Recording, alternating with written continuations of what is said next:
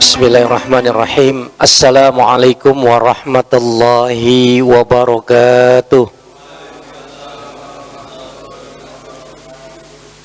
Innal hamdalillah nahmaduhu wa nasta'inuhu wa nastaghfiruh wa na'udzu billahi min shururi anfusina wa min sayyiati a'malina. May yahdihillahu fala mudilla lahu wa may yudlilhu fala hadiyalah. Asyhadu an la ilaha illallah wahdahu la syarika lah wa asyhadu anna Muhammadan abduhu wa rasuluhu la nabiyya ba'd.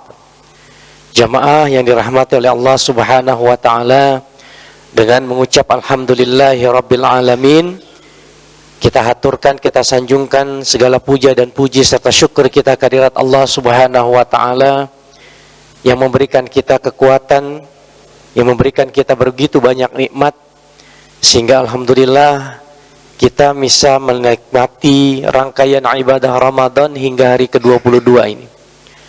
Salawat dan salam senantiasa tercurah kepada junjungan kita Nabi besar Muhammad sallallahu alaihi wasallam beserta para keluarga, para sahabat dan para pengikutnya yang setia hingga akhir zaman. Hadirin, sungguh layak bagi kita mensyukuri nikmat yang Allah berikan kepada kita atas ringannya langkah kita, kuatnya niat kita, bulatnya tekad kita untuk hadir di majelis-majelis ilmu. Karena tidak semua orang yang mendapatkan kesempatan atau diketakdirkan oleh Allah itu bisa hadir di majelis-majelis ilmu gitu. Ada orang yang sehat tapi nggak punya kemauan. Ada orang yang mau tapi uzur, terhalang, ya. Apakah karena kesehatan atau karena sebab-sebab yang lain. Oleh karena itu, bagi kita yang diberikan kemudahan oleh Allah untuk hadir di majelis-majelis ilmu, sungguh layak kita bersyukur gitu. Karena kata Rasulullah sallallahu alaihi wasallam, "May yuridillahu khairan yufaqihu fiddin."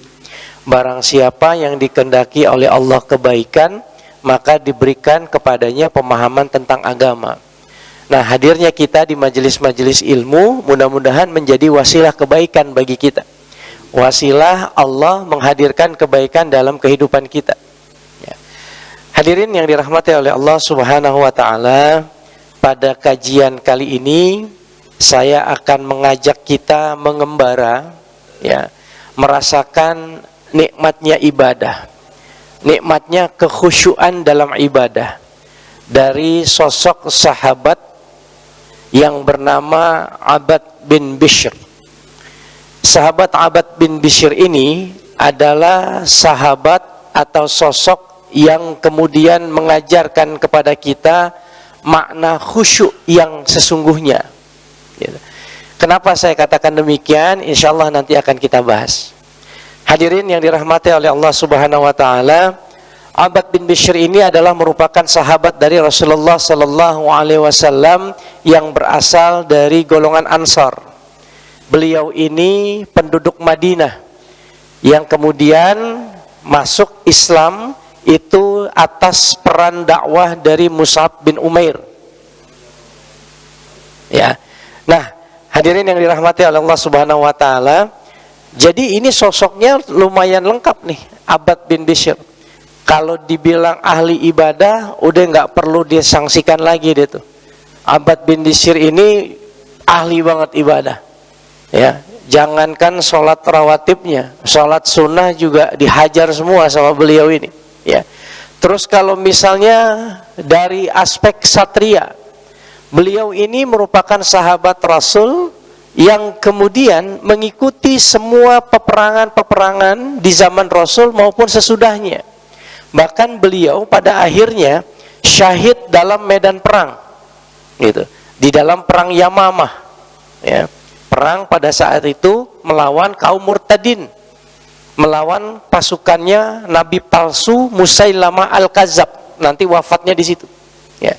Nah, beliau juga merupakan orang yang memiliki kejernihan pikiran, konstruksi berpikir yang luar biasa, sehingga beliau juga boleh dibilang sebagai pejabat yang mumpuni dalam struktur organisasi kekhalifahan yang dipimpin oleh Rasulullah SAW maupun khalifah setelahnya, yaitu Abu Bakar Siddiq, karena beliau tidak bertemu dengan kepengurusan atau kekhalifahan Sayyidina Umar ibn Khattab radhiyallahu anhu maupun sampai seterusnya. Karena pada saat Abu Bakar Siddiq radhiyallahu anhu beliau wafat, beliau syahid. Nah, Abbad bin Bishr ini hadirin sekalian, sebagaimana saya sampaikan tadi, beliau adalah masuk dari golongan Ansor. Ansor itu artinya yang menolong, yang menerima kaum muhajirin. Jadi kalau muhajirin adalah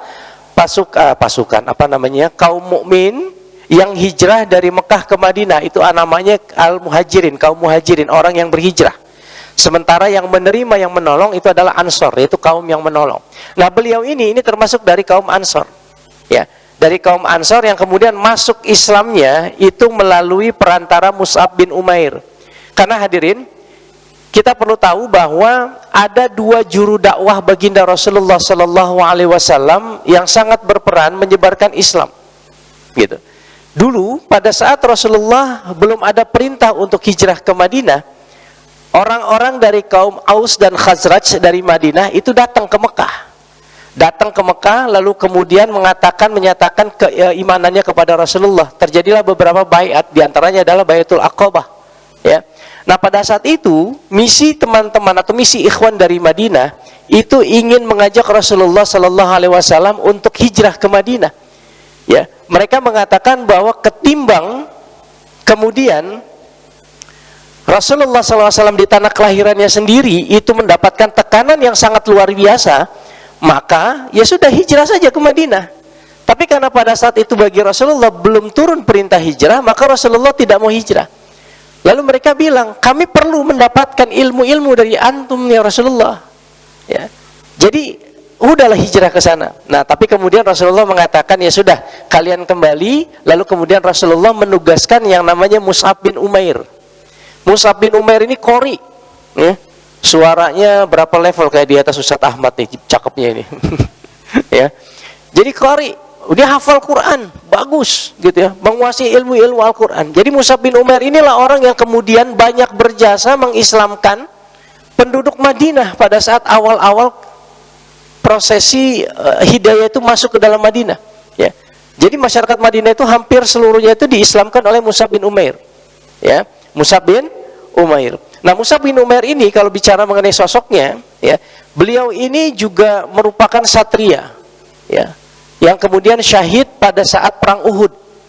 Dan beliau ini pada saat perang Uhud mendapatkan tugas untuk memegang bendera Rasul dan juga bendera pasukan Muslim. Dalam sejarahnya disebutkan bahwa beliau pada saat memegang bendera itu ditebas tangannya, putus, ya. Kemudian tangan yang kiri memegang bendera, mengambil bendera, lalu kemudian ditebas lagi sampai kemudian bendera itu diambil oleh sahabat yang lain dan akhirnya beliau syahid di medan Uhud. Ini Mus'ab bin Umair, ya. Lalu yang kedua adalah Mu'adz bin Jabal, ya. Juru dakwah Rasulullah yang kedua itu adalah Mu'adz bin Jabal. Kalau bedanya, kalau Mus'ab bin Umair itu mendapatkan tugas dakwahnya itu ke Yathrib, ke Madinah. Tapi kalau Mu'adz bin Jabal ini mendapatkan tugasnya itu ke Yaman. Ya Pak ya? Hafal ya? Sudah jelas tuh. Ya, jadi Mus'ab bin Umair ke Madinah, Mu'adz bin Jabal ke Yaman. Gitu. Nah, ini dua juru dakwah di zaman Rasulullah sallallahu alaihi wasallam. Nah, hadirin yang dirahmati oleh Allah Subhanahu wa taala. Jadi Abbad bin Bishr ini mengikuti pertemuan-pertemuan yang diadakan oleh dai Mekah ini, ya, Mus'ab bin Umair. Akhirnya beliau jatuh cinta pada Al-Quran sampai kemudian, ya, saat tinggal di rumah maupun dalam perjalanan itu sering kali menyenandungkan Al-Quran, sehingga kemudian sahabat-sahabat memanggilnya sebagai Shadiqul Quran, yaitu sahabatnya Al-Quran, ya. Hadirin yang dirahmati Allah Subhanahu wa taala, pernah satu ketika Rasulullah sallallahu alaihi wasallam, ya, terbangun di tengah malam, ya. Terbangun di tengah malam, lalu kemudian karena posisi Masjid Nabawi pada saat itu kan kecil, nggak besar seperti sekarang. Jadi rumah Ibunda Siti Aisyah radhiyallahu anha itu berdekatan dengan posisi masjid. Nah, pada saat itu hadirin sekalian, Rasulullah mendengar suara orang mengaji, melantunkan ayat-ayat suci Al-Quran, ya. Lalu kemudian Rasulullah, indah sekali, kata Rasulullah, ini kok seperti suara Jibril ketika mewahyukan Al-Quran kepadaku, kata Rasulullah. Lalu kemudian Rasulullah bertanya kepada istri beliau, Siti Aisyah, ya Aisyah, hadza sautu Abbas ibn Bishr, Ya Aisyah, apakah itu suaranya Abbad bin Bishr? Gitu ya, Abbad bin Bishr. Lalu kata Aisyah, sahih, betul ya Rasulullah, betul. Itu suaranya Abbad bin Bishr. Ya. Lalu kemudian Rasulullah mendoakan Abbad bin Bishr. Ya, Allahumma ghfir lahu, Allahumma ghfir lahu, Allahumma ghfir lahu. Hadirin, doanya singkat. Allahumma ghfir lahu. Ya Allah, ampunilah dia. Ya. Cuma ini istimewa doanya. Apa istimewanya? Istimewa yang pertama, doanya disampaikan oleh Rasulullah langsung. Ya, ini istimewanya. Yang kedua, doanya itu ditujukan langsung kepada personal. Gitu. Allahumma gfir lahu, ya Allah ampuni dosanya Abbad bin Bishr. Karena kan di masjid banyak orang. Ya, di masjid kan bukan hanya ada Abbad.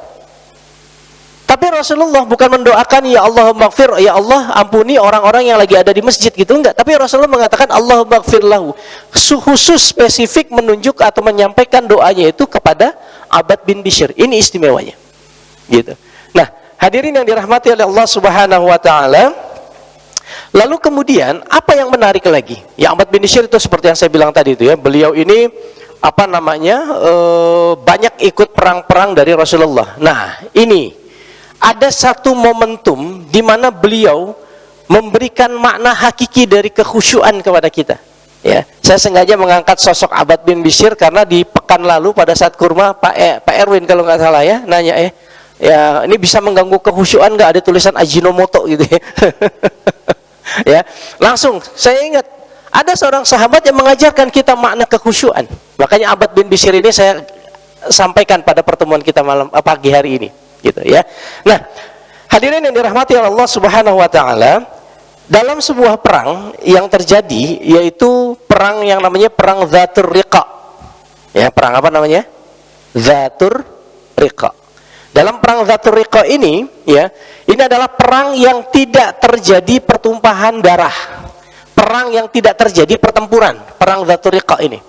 Jadi setelah Rasulullah Sallallahu Alaihi Wasallam berhasil menaklukkan masuk ke dalam Madinah, itu kan berhasil menaklukkan kaum Yahudi dan kaum Quraisy. Ya, jadi intinya bukan kaum Quraisy kaum Yahudi.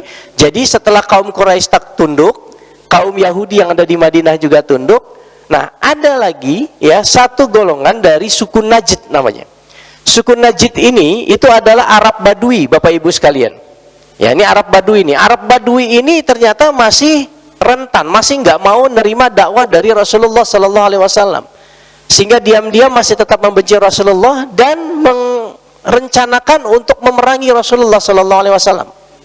Ya, nah kemudian Rasulullah mengetahui hal ini, mengetahui bahwa suku Najd ini ingin menentang beliau dan ingin memerangi beliau, sehingga beliau pun memerintahkan untuk juga memerangi suku Najd. Kenapa? Karena suku Najd ini punya niat buruk, bahkan ingin mencelakakan Rasulullah Sallallahu Alaihi Wasallam. Terbukti pada saat menjelang perang Dzatur Riqa ini, pada saat Rasulullah Sallallahu Alaihi Wasallam sedang beristirahat di sebuah pohon, beliau itu menggantungkan pedangnya Rasulullah. Ya, Rasulullah menggantungkan pedang beliau, lalu kemudian ada seorang Arab Badui yang mengambil pedang itu, lalu kemudian menghunuskan pedangnya, lalu mengatakan kepada Rasulullah, ya Muhammad, kalau saat ini engkau aku bunuh, siapa yang akan menolongmu?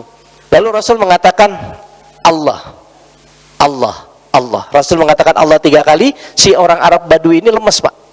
Jatuh dan akhirnya tidak jadi membunuh Rasulullah. Ya, Rasulullah SAW selamat atas pertolongan Allah Subhanahu Wa Taala. Ini dalam perang Dzatur Riqa. Jadi banyak orang yang membenci Islam pada saat awalnya, termasuk orang-orang Arab Badui ini. Orang Arab Badui ini adalah orang suku tradisionalnya lah, gitu ya, suku aslinya Arab yang memang memiliki perangai yang keras gitu. Nah, lalu hadirin sekalian, Rasulullah kemudian dalam sebuah riwayat itu mengirimkan 400 pasukan. Ya, dalam riwayat yang lain disebutkan 700 pasukan. Nah, perjalanan untuk melakukan perang Dzatur Riqa ini, ya, Rasulullah ini kan tahu perangai orang-orang Arab Badui ini. Sehingga akhirnya kemudian Rasulullah Sallallahu Alaihi Wasallam pun akhirnya sempat memerintahkan para sahabat sebelum melakukan perang ini melakukan sholat khauf. Sholat khauf itu adalah sholat kalau misalnya kita merasa ada ketakutan, karena ada informasi pada saat itu diantara sahabat merasa khawatir dengan orang Arab Badui ini. Akhirnya Rasulullah memerintahkan untuk melaksanakan sholat khauf. Ini perang Dzatur Riqa.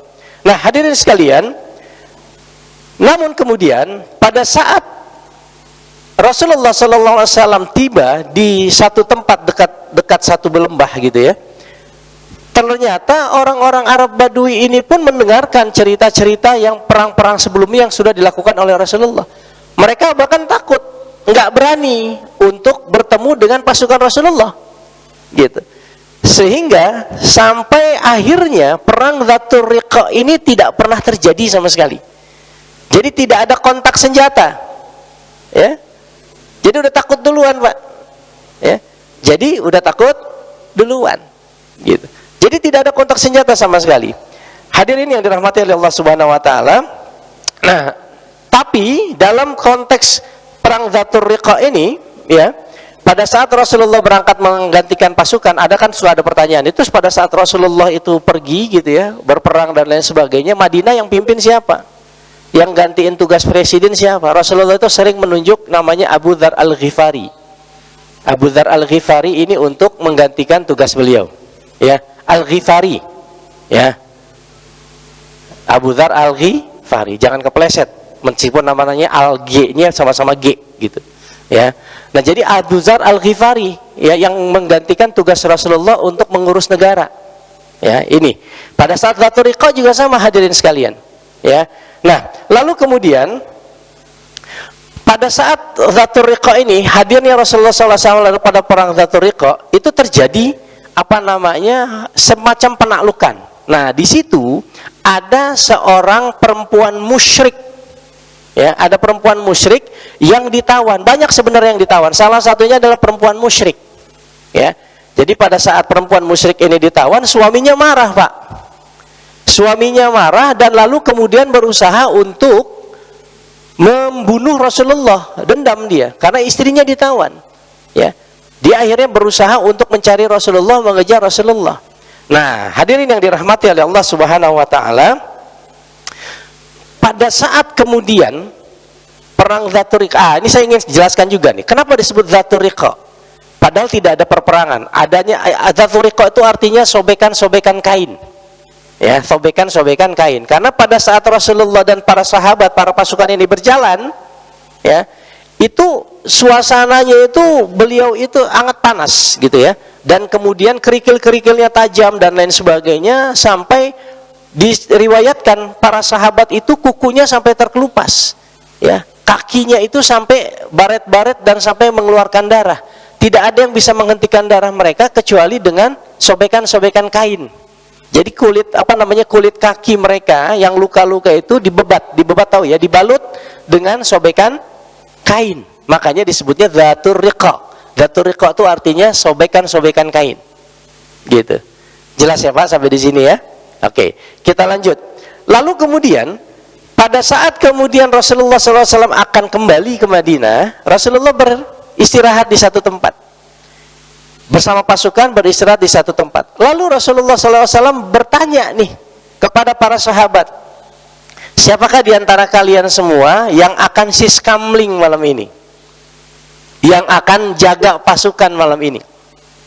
Pasukan 400 atau 700 Pak. Ya, Rasulullah kemudian nanya, siapa di antara kalian yang akan jaga pasukan malam hari ini? Lalu tanpa ditunjuk ada dua orang sahabat yang mengacungkan tangan, saya yang akan menjaga, ya, yaitu Abbad bin Bishr.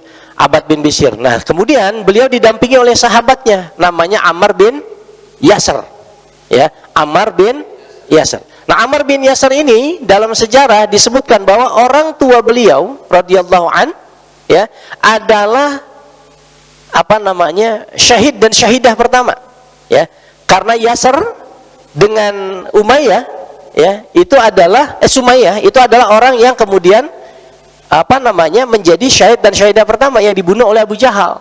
Ya, bapaknya itu meninggalnya itu ditarik dengan kuda yang berlawanan arah, sementara ibunya itu ditusuk, ya, dalam riwayat itu dengan sangat keji lah. Ya, saya nggak akan mendeskripsikan ceritanya. Jadi pada saat kaum Muhajirin ini datang ke Madinah, ke Ansor, ini Rasulullah mempersaudarakan gitu. Kamu jadi saudaranya ini ya, kamu jadi saudaranya ini ya gitu. Kamu jadi saudaranya ini ya. Nah, Ammar bin Yasir dipersaudarakan oleh Rasulullah dengan Ammar bin Yasir, Pak. Keduanya kemudian bukan hanya menjadi sahabat tapi juga menjadi saudara. Termasuk pada saat Rasulullah bertanya pada perang Zatul Riqa ini, siapa di antara kalian yang akan menjaga pasukan? Begadang, siskamling ibaratnya begitu. Akhirnya Abbad bin Bishr sama Ammar bin Yasir mengajukan diri, saya yang akan menjaga, kami yang akan menjaga. Sudahlah. Akhirnya Rasulullah mengizinkan mereka berdua untuk menjaga pasukan dua orang ini. Kemudian terjadi dialog nih di antara keduanya. Ya Abbad, ya Ammar, gimana nih kira-kira siapa nih yang akan jaga duluan? Saya duluan atau kamu duluan? Gitu. Lalu kemudian kata Ammar, ya sudah, kamu saja yang duluan. Nanti setelah itu separuh malamnya lagi nanti saya akan bangun. Lalu kemudian digantikan oleh engkau. Sudah. Tidurlah, istirahatlah Ammar bin Yasir. Gantian nih jadi ceritanya, Pak. Ya sama kan kalau kayak kita camping dulu juga kan begitu ya. Dulu masih SMA ya Pak, atau mungkin masih ingat ya, jagain tuh, jaga yang mana yang tidur duluan, yang mana yang enggak gitu. Ini yang camping beneran, tapi ya kalau camping sama gurunya kan yang begadang katanya. Ya. Nah, Abbad bin Yasir ini kemudian melek, Pak. Ya, melek. Ya. Nah, lalu kemudian ingat tadi ya, jadi ada tawanan perang perempuan. Ya, ada tawanan perang perempuan. Suaminya marah. Dia kemudian berusaha untuk membunuh Rasulullah. Mengendap, nyari itu di mana nih Muhammad ini, tempat persembunyiannya atau tempat pasukannya itu ada di mana. Dia ingin pengen ngebunuh Rasulullah nih. Nah, hadirin dirahmati Allah, kembali pada saat kemudian Abbad bin Bishr ini sedang menjaga pasukan, sementara sahabatnya, saudaranya Ammar bin Yasir sedang tertidur lelap, Abbad ini diam gitu ya, ngelihat suasana hening gitu ya, angin, terus di atas bintang-bintang gitu. Timbul satu perasaan dalam dirinya, satu keinginan dalam dirinya untuk menyapa Rabbnya. Ya, timbul rasa keinginan dalam dirinya untuk mendekatkan diri kepada Allah. Timbul perasaan pada dirinya untuk bersujud kepada Allah. Oh Allah, nikmat banget nih kayaknya nih kalau aku menyapa engkau ya Rabb, gitu ya. Lalu beliau kemudian membaca Al-Quran. Setelah membaca Al-Quran, lalu beliau melaksanakan sholat, hadirin sekalian.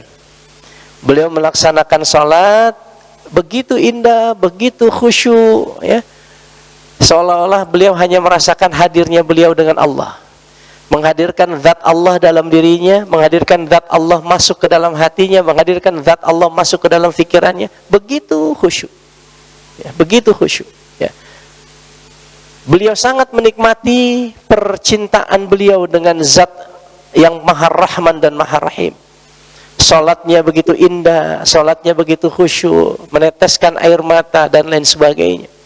Hadirin yang dirahmati oleh Allah Subhanahu wa taala, sampai kemudian laki-laki yang tadi yang istrinya ditawan itu sampai nih ngelihat. Pas ngelihat, nah jangan-jangan di sini nih Muhammad nih tempat pasukannya nih. Beliau melihat, orang ini melihat Abbad bin Bishr ini sedang sholat, Pak.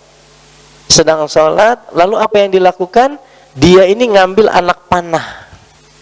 Ya. Dan memanahnya itu diriwayatkan bukan dari belakang, tapi dari depan. Ya. Dipanahlah Abbad bin Bishr ini, terkena dada kanannya. Gitu. Terkena dadanya, lalu kemudian mengucur darah segar dari dada beliau. Dan saking khusyuknya, beliau menyempatkan untuk memotong atau mencabut panah tersebut, lalu kemudian melanjutkan sholatnya, Pak. Masya Allah. Ya. Masih melanjutkan dengan kualitas yang sama, dengan kekhusyuan, dengan bacaan Al-Quran, dengan bacaan sholat yang begitu indah, dengan perasaan bahwa saya sholat di hadapan Allah, sedang bercengkrama dengan Allah. Ya. Masih tetap sholat. Ya. Lalu kemudian orang ini, loh kok orang ini nggak jatuh, masih tetap sholat. Diambil, Pak, busur panah yang kedua. Busur panah yang kedua dipanah lagi, terkena lagi, berdarah lagi, mengucur deras darahnya. Apa yang dilakukan oleh Abbad bin Bishr? Berhenti sholat ya? Enggak, masih tetap lanjut, Pak. Masih tetap lanjut, Masya Allah. Kemudian beliau mencabut anak panah tersebut dan masih melanjutkan sholatnya. Tentu dalam kondisi yang sudah agak limbung karena darah mengalir deras. Ya, ternyata masih melakukan sholat. Ini kok orang nggak jatuh-jatuh, udah dipanah 2 kali. Diambil panahnya yang ketiga, Pak. Panah yang ketiga kena lagi, mengucur darah. Udah ada 3 luka, luka sobek dan luka tusuk dari anak panah. Ya.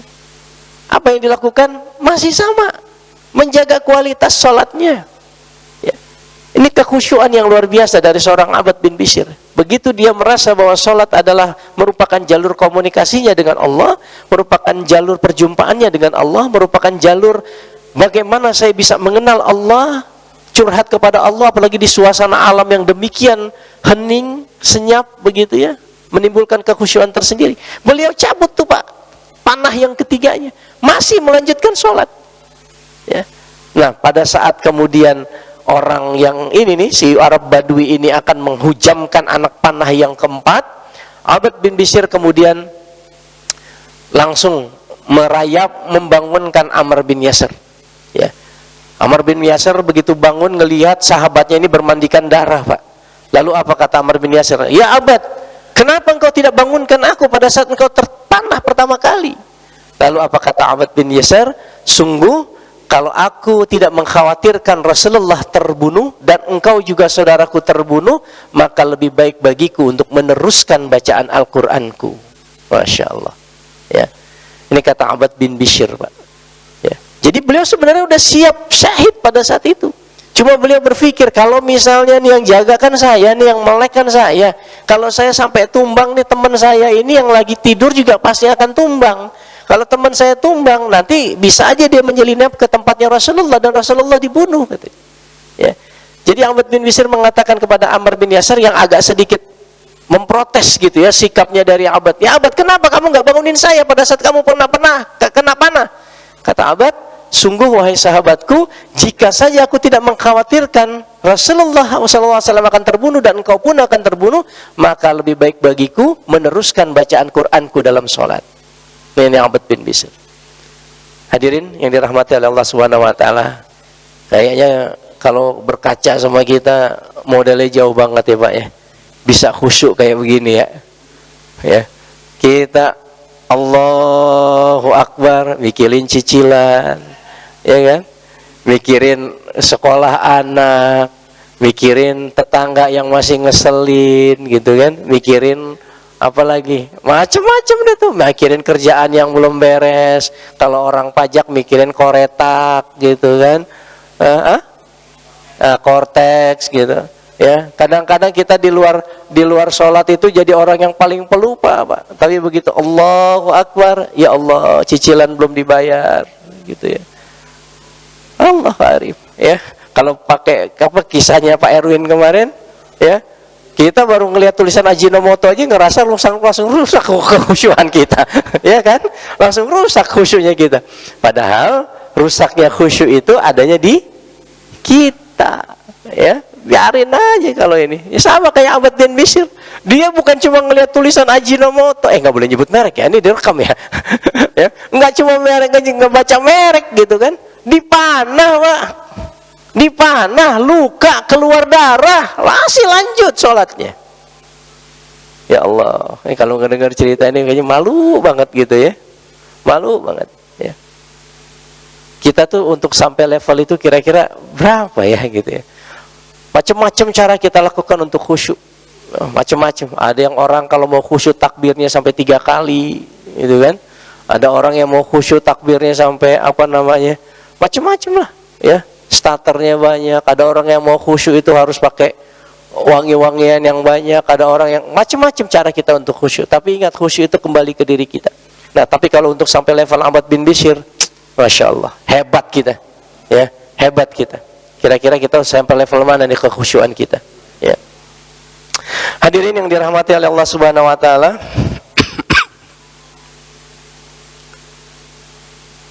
Nah, jadi itu ya cerita Abbad bin Bishr ya. Nah, pada saatnya kemudian beliau wafat pada saat perang Yamamah ya. Perang Yamamah itu adalah perang yang dilakukan pada saat periode kekhalifahan Abu Bakar Siddiq radhiyallahu anhu. Ya, nggak meninggal, Pak. Jadi masih hidup. Ya, pertolongan Allah. Ya, tetapi Pak, yang kita khawatirkan apa sih, Pak? Yang kita khawatirkan rasa sakit pada saat kita hidup, Pak. Padahal dalam salah satu kitab itu saya baca, ya, orang yang meninggal itu sebenarnya dia nggak merasakan sakit terhadap luka di tubuhnya. Ya, yang dia rasakan sakit adalah pada saat sakaratul maut. Ya, jadi andai pun pada saat itu Abbad bin Bishr itu syahid, ya, beliau nggak akan merasakan sakitnya itu, gitu. Dan kita yakin beliau adalah orang saleh. Allah akan cabut nyawa beliau dengan cara yang sebaik-baik dan sehalus-halusnya, gitu. Ya, nggak meninggal. Jadi Abbad bin Bishr itu nggak meninggal di dalam perang Dzatur Riqa ini, tidak meninggal. Ya, masya Allah. Makanya beliau mengajarkan kepada kita makna khusyuk sejati. Pak, ini luar biasa loh. Jadi begitu dia ngelihat bintang-bintang gitu ya, dia ngelihat langit, dia ngelihat di sekitarnya angin, malam-malam, nggak ada suara apapun, hening gitu. Langsung dia kepikiran, ya Allah, saatnya nih. Kayaknya enak kemudian kalau saya sujud. Enak kayaknya kalau saya baca Quran. Enak kayaknya saya kalau mau ngobrol sama Engkau nih ya Allah. Dia ambil, Pak, gelar itu serbannya, kemudian dia sholat, Pak. Kalau kita gimana, Pak? Kalau ngelihat sendirian gitu ya, ngelihat angin sepoi-sepoi gitu, ngelihat apa namanya, langit, bikin puisi. Bikin puisi atau mikirinnya apa coba ya, ada Nyi Kunti lewat ya, udah ya. Ini orang soleh, Pak. Kita begitu nggak tuh ya? Ini sahabat, ini kualitasnya sahabat ini, ngelihat langit, ngelihat udara malam, ya Allah nih kayaknya enak nih sholatnya, bisa khusyuk ini, nikmat ini ya, masya Allah, indah. Sampai kemudian beliau sholat dipanah 3 kali, bercucuran darah, masih lanjutin sholatnya. Dan satu-satunya alasan ketika sahabatnya protes, kenapa nggak bangunin saya? Sungguh, kalau saya nggak mikirin Rasulullah, saya nggak mikirin kamu, saya lebih baik melanjutkan baca suratnya ini, baca Quran ini, sholat. Ya karim. Ya, ini Abbad bin Bishr. Ya. Nah, jadi beliau ini wafatnya setelah Rasul wafat, beliau masih hidup, Pak. Jadi wafatnya di zaman Sayyidina Abu Bakar Siddiq radhiyallahu anhu. Jadi pada saat Rasulullah wafat, ini banyak orang-orang Islam yang kemudian murtad lagi. Ya, jadi tidak semua orang Islam pengikut Rasul itu masuk Islam karena motivasinya akidah, enggak semuanya. Ada orang yang masuk Islam karena takut. Gitu. Ada orang yang masuk Islam karena takut. Takutnya kenapa? Takut karena mendengar pasukan muslim itu yang luar biasa. Ya, karena banyak peperangan-peperangan yang kemudian dimenangkan oleh kaum mukmin. Jadi pada saat Rasulullah tidak ada, nah udah nih, berarti tokoh sentralnya udah nggak ada, ya kita murtad lagi. Bukan hanya sekedar murtad, bahkan sampai ada yang mengaku sebagai nabi setelah Rasul. Salah satunya adalah Musailamah Al-Kadzab. Ini Musailamah Al-Kadzab ini gendeng juga nih, karena katanya pernah ada deal dengan Rasulullah bahwa nanti kalau Rasulullah meninggal, yang jadi rasulnya saya, katanya begitu. Ya. Ada-ada aja nih model-model kayak begini nih. Ya, jadi Musailamah Al-Kadzab ini dilakukan peperangan. Perang ini namanya perang Yamamah. Hadirin sekalian rahimakumullah. Jadi selama perang Yamamah ini ada semacam fenomena perpecahan di antara kaum Muhajirin dan kaum Ansar. Ya. Perpecahan di antara kaum Muhajirin sama kaum Ansar ini merupakan imbas dari terpilihnya Abu Bakar Siddiq sebagai khalifah. Gitu. Jadi pada saat Abu Bakar Siddiq sebagai khalifah, kan Rasulullah SAW kan pada saat itu wafat, Pak. Ya. Pada saat wafat, kaum Muhajirin, kaum Ansar itu kemudian melakukan pertemuan. Ya. Jadi di Bani Saqifah itu beliau melakukan pertemuan, ya, yang beliau-beliau ini melakukan pertemuan yang kemudian berusaha untuk mencari mencari khalifah, ya, penggantinya Rasulullah SAW, ya. Jadi di Saqifah Bani Sa'idah itu terjadi perkumpulan tuh pada saat Rasulullah wafat. Bahkan Rasulullah sendiri belum dimakamkan. Ya. Lalu pada saat itu kaum Ansor, kaum mukmin yang berasal dari Madinah itu sepakat untuk, bukan sepakat ya, itu menunjuk yang namanya Sa'ad bin Ubadah sebagai khalifah sepeninggalnya Rasulullah. Nah, Sa'ad bin Ubadah ini orang yang menjadi pemimpin suku atau kaum Khazraj, ya Khazraj.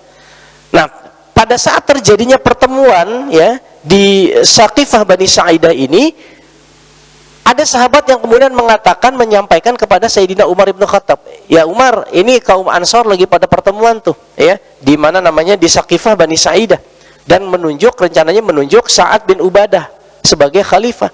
Lalu kemudian Umar menyampaikan kepada Sayyidina Abu Bakar, begini. Ya udah kita ke sana deh, ya berangkatlah beliau bertiga, Abu Bakar Siddiq, Umar bin Khattab, dan satu lagi adalah Abu Ubaidah bin Jarrah. Bertiga orang ini datang ke Saqifah Bani Sa'idah. Lalu kemudian ngobrol di sana, disampaikan bahwa ini apa-apaan gitu, ibarat kita begitu ya. Janganlah kalian juga menunjuk ini.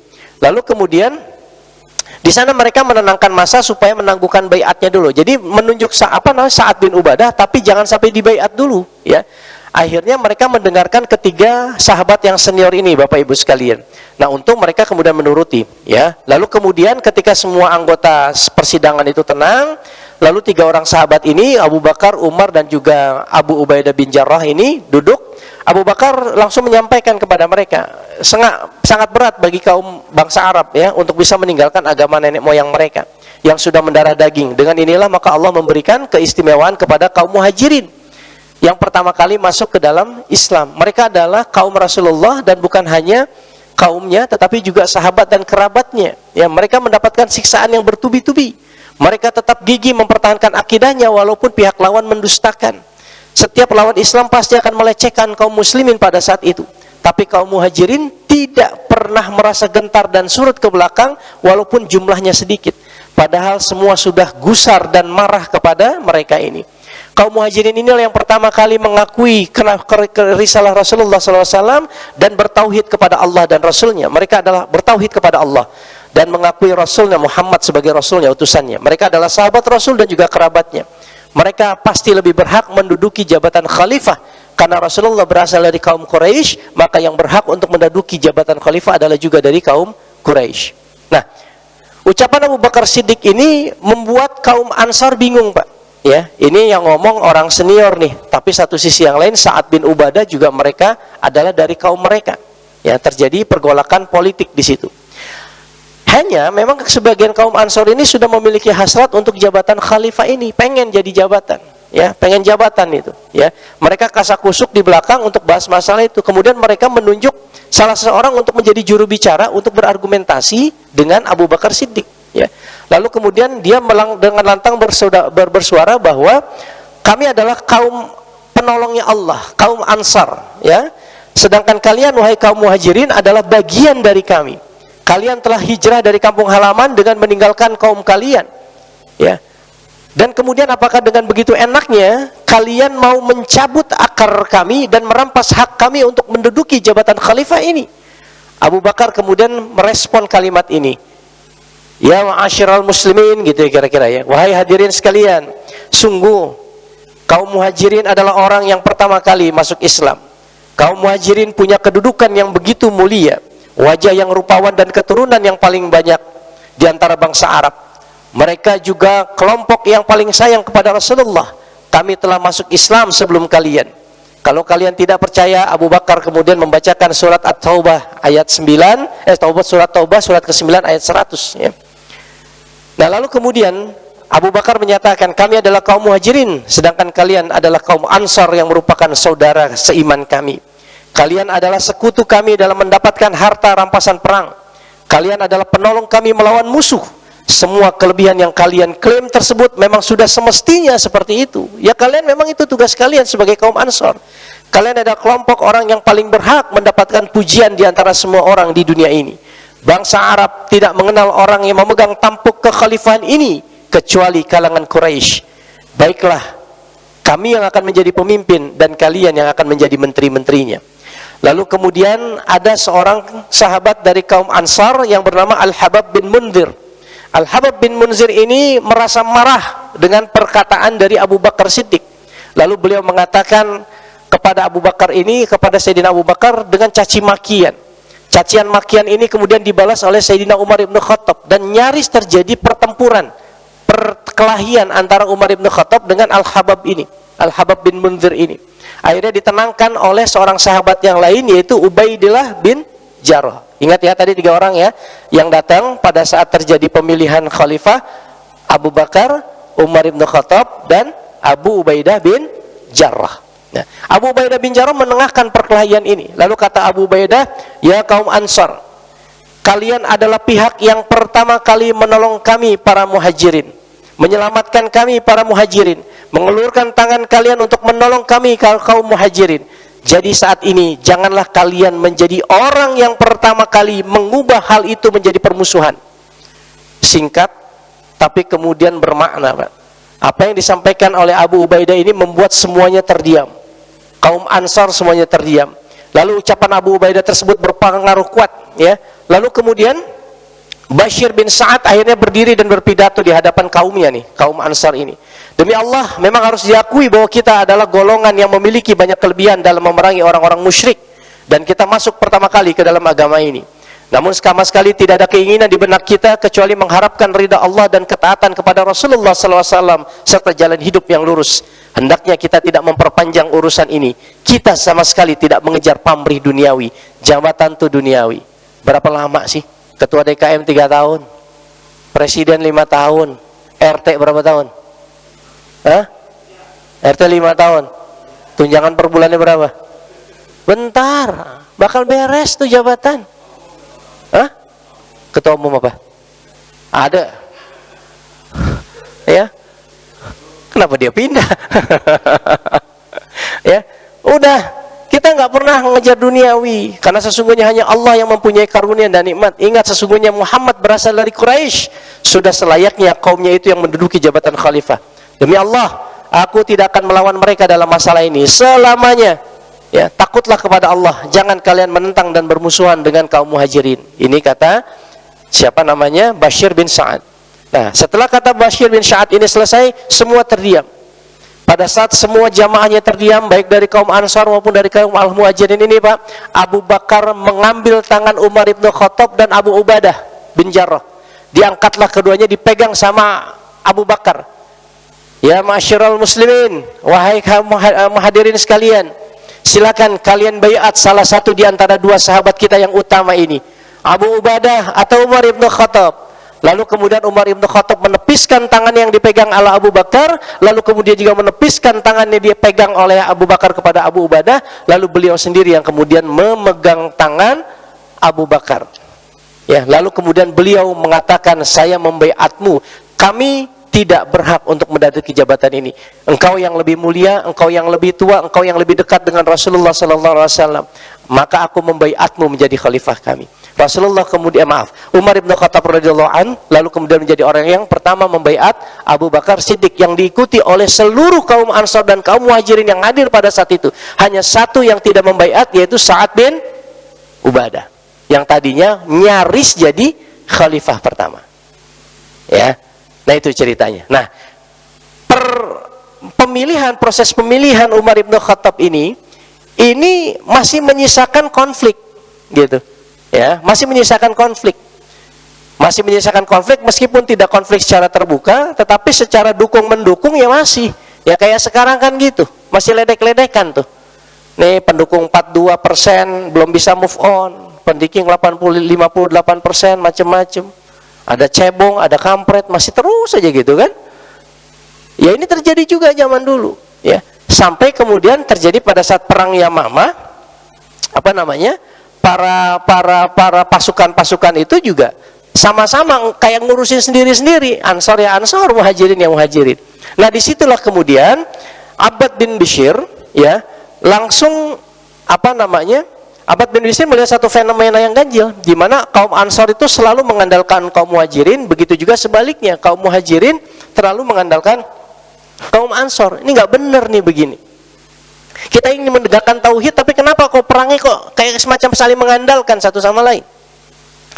Lalu keadaan tambah parah ketika kedua pihak mulai saling menyalahkan, sehingga telangnya Abad ini menjadi merah dan terasa tertusuk ribuan duri.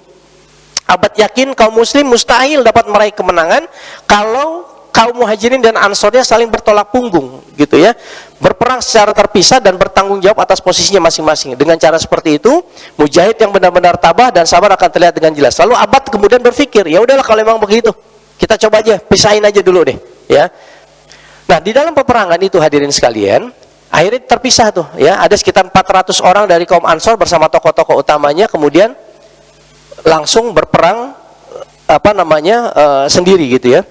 Jadi dalam pertemuan, dalam peperangan tersebut, di dalam perang Yamamah, Abad bin Bishr itu sempat mimpi. Mimpinya itu beliau melihat langit terbuka, ya, langit terbuka, lalu kemudian beliau masuk ke dalam langit dan seolah-olah langit itu menelan tubuhnya pada saat perang tersebut, di tengah-tengah perang Yamamah. Lalu kemudian tertutup dengan rapat. Keesokan harinya ia menceritakan mimpi tersebut kepada Abu Sa'ad Al-Khudri. Lalu beliau berkata, demi Allah ya Sa'ad, aku yakin itu pertanda aku akan mati syahid. Kata Abu Ba'ad. Ini luar biasa. Instingnya Pak, instingnya itu mati syahid. Ini luar biasa. Kita kira-kira berani nggak ngomong gitu? Besok kayaknya saya bakal syahid ini. Instingnya sangit, ya, sangit. Instingnya itu mati syahid, Pak, ya. Lalu kemudian saat matahari semakin meninggi, pertempuran kembali berkobar dalam perang Yamamah ini. Abad bin Bishr naik ke atas sebuah bukit kecil, lalu beliau mengatakan, berteriak khususnya kepada kaum Ansar, ya wahai kaum Ansar, berpisahlah kalian dari kaum Muhajirin, patahkan sarung pedangmu dan jangan biarkan Islam hancur karenamu, karena engkau terlalu mengandalkan kaum Muhajirin. Lalu kaum Ansor yang memang sangat lebih terlatih Pak dalam berperang, kemudian ini memisahkan diri. Ada sekitar 400 orang dari kaum Ansor bersama tokoh-tokoh utamanya, ya. Ada yang namanya Thabit bin Qais, Bara' bin Malik, dan Abu Dujanah. Ada yang pernah dengar Abu Dujanah? Abu Dujanah ini adalah nama sahabat yang diserahkan pedang Rasulullah SAW, yang kemudian pedang itu digunakan oleh Abu Dujanah untuk dalam perang-perang membela ketauhidan. Ya, ini namanya Abu Dujanah yang memegang perang. Nah, akhirnya kemudian bersama ratusan kaum Ansor ini, Abad bin Bishr menembus perang Yamamah itu, menembus pasukan musuh, ya, sampai kemudian akhirnya berhasil memukul mundur pasukan Musailamah Al-Kadzab. Mereka lari tunggang langgang. Nah, pada saat itulah, ya, diketemukan Abad bin Bishr jatuh terkulai. Jatuh terkulai di atas tanah dengan darah yang begitu banyak di tubuhnya, sampai dalam sebuah kisah disebutkan hampir tidak bisa dikenali Pak jasadnya, Pak. Ya, jasadnya tidak bisa dikenali kecuali ada satu tanda tubuh di tubuhnya yang kemudian orang-orang para sahabat meyakini bahwa ini adalah jasadnya Abad bin Bishr. Ya, Masya Allah. Nah, inilah cerita terkait dengan sosok sahabat Abad bin Bishr yang mengajarkan kepada kita kenikmatan khusyuk, ya, bagaimana kita bisa belajar memanfaatkan memanfaatkan ruang-ruang waktu untuk bermesraan dengan Allah Subhanahu wa taala. Baik, Bapak Ibu yang dirahmati oleh Allah Subhanahu wa taala, demikianlah mudah-mudahan bisa menginspirasi kita, ya. Kita mengenal sosok Abad bin Bishr dengan ilmu kekhusyuannya yang sangat luar biasa, ya, dan bagaimana kegigihannya, dan beliau adalah mujahid yang mengikuti seluruh tahapan proses peperangan kaum mukmin, ya. Baik, itu saja bisa saya sampaikan. Mari sama-sama kita akhiri dengan doa kafaratul majlis. Subhanakallahumma wa bihamdika asyhadu an la ilaha illa anta astaghfiruka wa atubu ilaik. Wal 'afwu minkum. Wassalamualaikum warahmatullahi wabarakatuh.